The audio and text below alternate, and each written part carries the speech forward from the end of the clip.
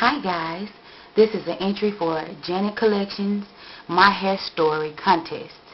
And first of all, I want to say thank you to Atia for suggesting this contest, and thank you to Janet Collection for sponsoring it. And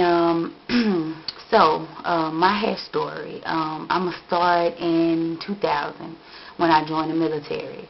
When I joined the military, I think that's when I first fell in love with hair and different hairstyles and things of that sort, just because everything was so uniformed and I was so used to being an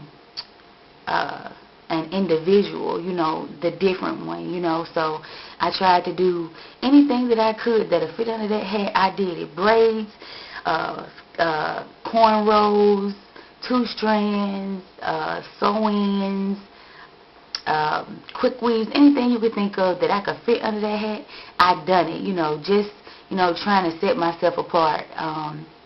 So it went from that to other things, and I think I got, when I first knew I fell in love with hair was when I got introduced to the hair shows, and I mean, it was like a whole new world of things, and I mean, when I started that, somebody came to me and was like, would you like to be my hair model today? And I was like, okay, yeah, I do that.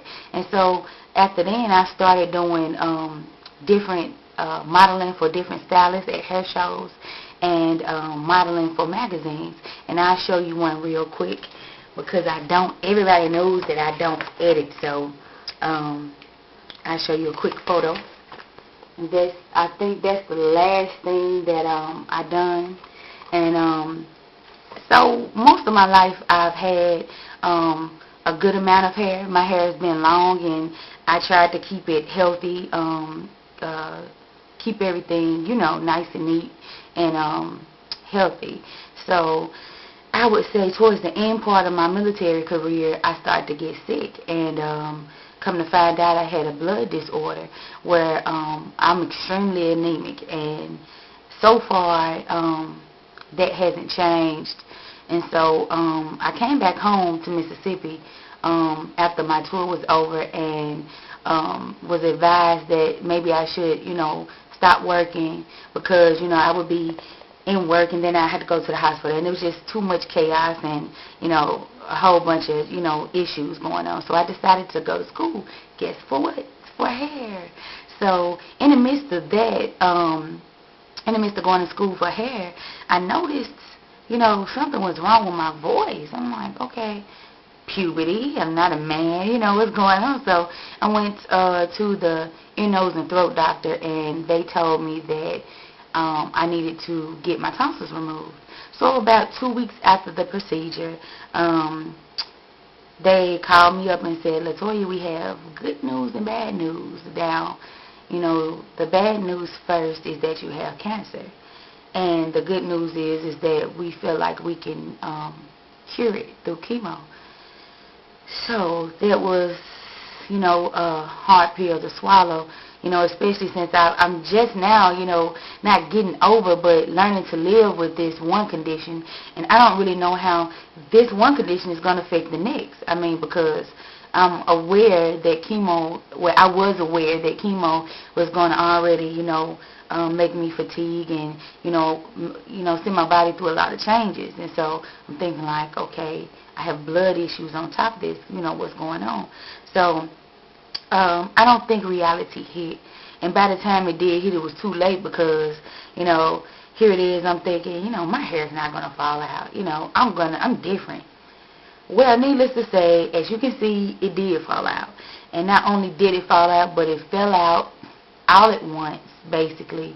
And I was not prepared. I had already, paid deductibles for my tonsils, paid for pathology reports, and I'm constantly in this financial strain for chemo and all these other issues. And now when I really need a wig or something like that, now I can't afford it. My old wigs are now way too big, to the point where it's very noticeable, and it makes me uncomfortable that I have nothing to secure them with.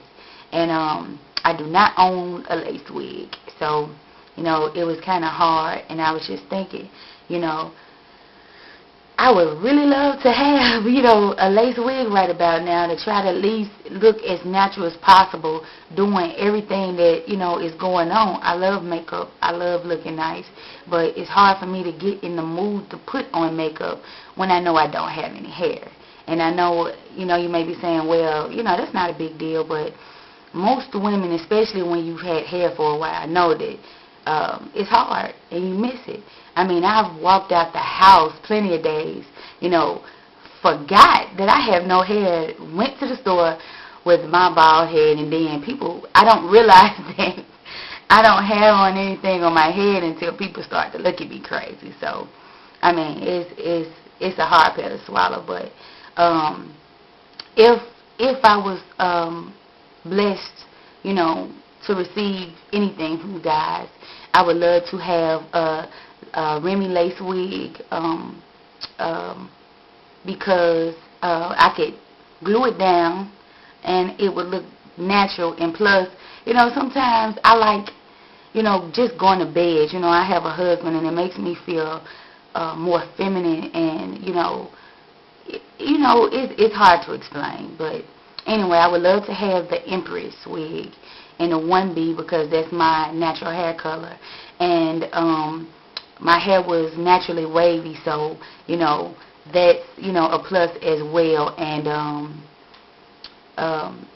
yeah, in a nutshell, that's basically my story, and I want to let everybody know who's entering this contest.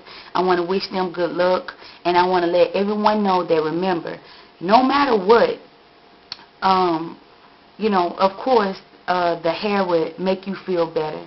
It'll make you, look better. It's accessory. But remember, you are beautiful no matter what. No matter what, you are beautiful.